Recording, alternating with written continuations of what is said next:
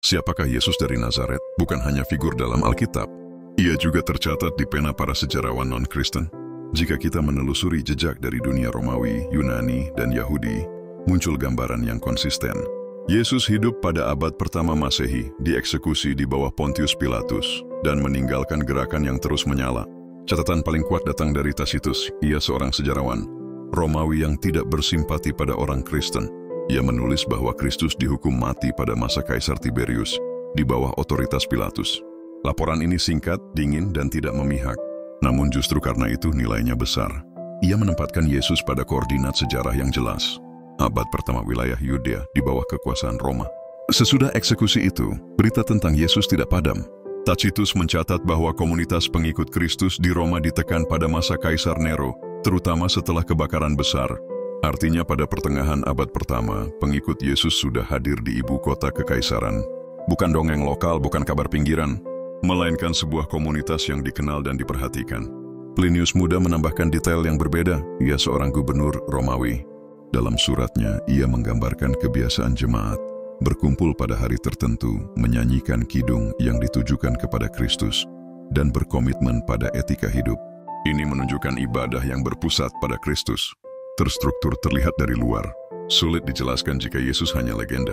Dari ranah administrasi kekaisaran, Suetonius menyebut gejolak di komunitas Yahudi di Roma atas hasutan Kristus.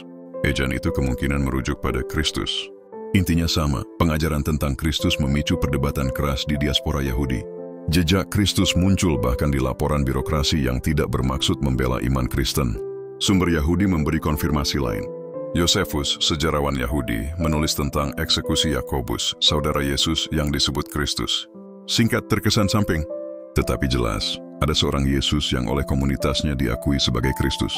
Pada bagian lain, Yosefus menggambarkan Yesus sebagai seorang bijak dan menyinggung keyakinan murid-murid bahwa ia menampakkan diri setelah wafat. Para peneliti memang memperdebatkan adanya sisipan Kristen. Namun banyak yang menerima inti historisnya. Yesus benar-benar hidup, memiliki pengikut dan dieksekusi di bawah Pilatus. Dari dunia satire Yunani, Lukian dari Samosata mengejek orang Kristen sebagai mereka yang menyembah seorang yang disalibkan dan hidup menurut ajarannya. Nada sinis tidak menghapus nilai historisnya. Justru ia menegaskan dua hal, penyaliban Yesus dan penyembahan kepadanya di kalangan pengikut. Ada pula surat dari Marabar Serapion, seorang filsuf dari Suria. Ia membandingkan bangsa-bangsa yang membunuh orang-orang bijak. Ia menyinggung raja orang Yahudi yang dibunuh, namun kebijaksanaannya tetap hidup. Banyak peneliti memahami ini sebagai rujukan kepada Yesus, bukan pengakuan iman, melainkan pengamatan historis tentang dampak ajaran yang tidak padam oleh kematian. Tradisi Yahudi non-Kristen juga menyimpan ingatan pahit tentang eksekusi itu.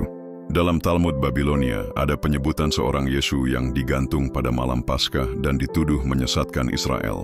Teksnya polemis, nadanya negatif, tetapi tetap menjadi bukti bahwa ingatan tentang tokoh bernama Yesu yang dihukum mati hidup dalam tradisi tersebut. Sejumlah penulis kuno lain yang kita kenal melalui kutipan penulis kemudian menyinggung fenomena kegelapan dan gempa yang menyertai masa kematian Yesus. Nama yang sering disebut adalah Talus dan Phlegon. Detailnya diperdebatkan, sebab catatan itu sampai kepada kita melalui kutipan, bukan naskah asli. Namun yang menarik adalah luasnya memori tentang kejadian dramatis di sekitar kematiannya. Bahkan di luar komunitas Kristen, jika semua potongan ini kita satukan, terbentuk satu garis besar. Yesus dari Nazaret adalah tokoh sejarah nyata. Ia hidup pada abad pertama. Ia dieksekusi di bawah Pontius Pilatus. Ia memiliki pengikut yang tidak mudah padam. Para pengikut ini menyembahnya sebagai Tuhan dan menyebarkan iman mereka melintasi kota-kota kekaisaran.